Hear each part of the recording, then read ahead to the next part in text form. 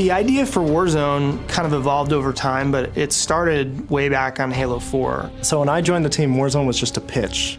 It was something floating out there that we wanted to jump on. It was a what if we were able to combine all of the best parts of Halo into one multiplayer mode. It would be awesome.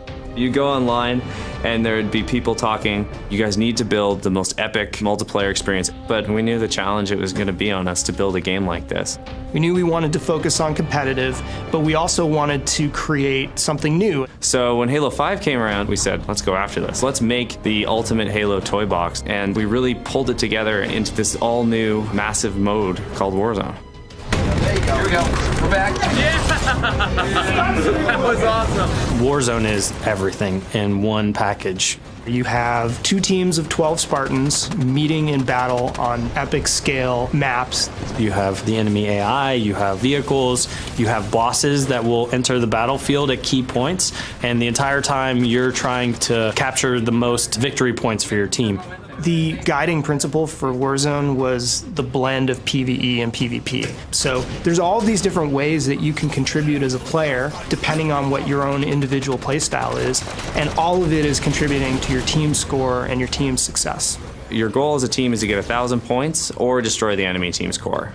Bug lock, 2 contact. Nice job, Red. The maps in Warzone are huge. We have maps that are 4 times as big as any map we've ever built for Halo. It's really a careful balance of making sure that we have large spaces for incredibly epic combat, but at the same time not have it feel sparse. When you start a match of Warzone, your base is overrun by enemy AI. You have to clear your home base out. And when you go out into the war zone, you have all these choices at your disposal. It's like, do I want to go and capture a base, or do I want to go and do combat with a boss? Each team on their side of the map has an armory. And then we've got a garage right in the center. The main advantage of the garage is that it is a place that's further ahead in the battlefield where you can spawn vehicles. If you can manage to capture the 3 objective bases that are on the map, that allows you to then access their base and destroy the power core that's at the center. I need help in the corner. Watch on that corner. Wow, they're on our core already. It's a way for a team that might be out of the battle to come back from near defeat and score that last second victory. One of the coolest new aspects of Warzone is having these bosses on the battlefield. You'll be playing the match and then you'll get a notification that a boss is coming in. And for the really good Warzone teams, they're going to want to focus on those bosses right away. We wanted to bring personality into the bosses and fit them into the universe. Giving them names and giving them a backstory gives the player a sense of accomplishment. These are characters who are a big deal within their own faction. You've got Baron Sharom, who's patrolling over the battlefield in his Banshee, and when he comes out, that's a moment. When he spawns, everyone's like, Baron's out, Baron's out! And everyone's running over, right, and trying to get the Baron first.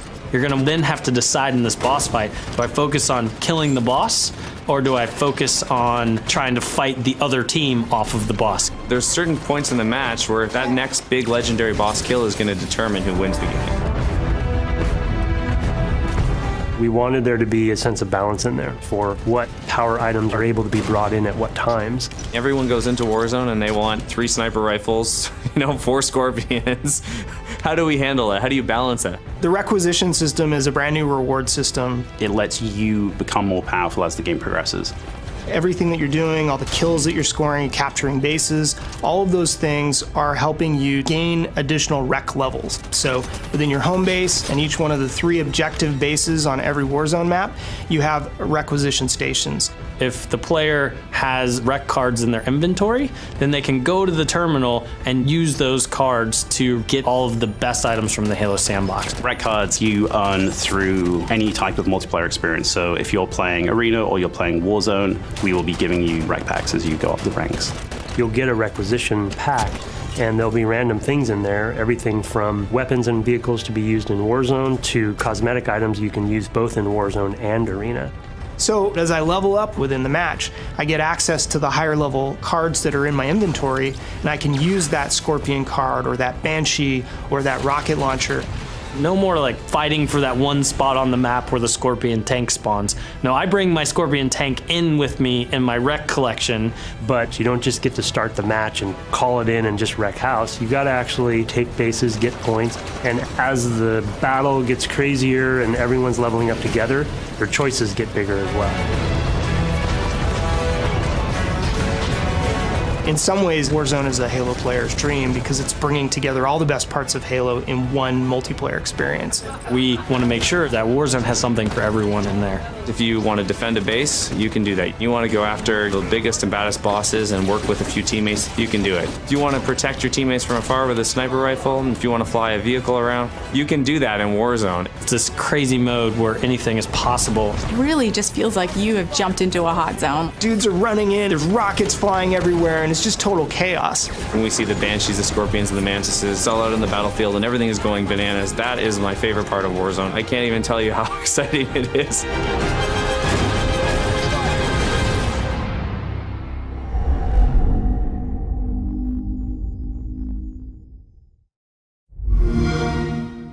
Xbox One, now $349.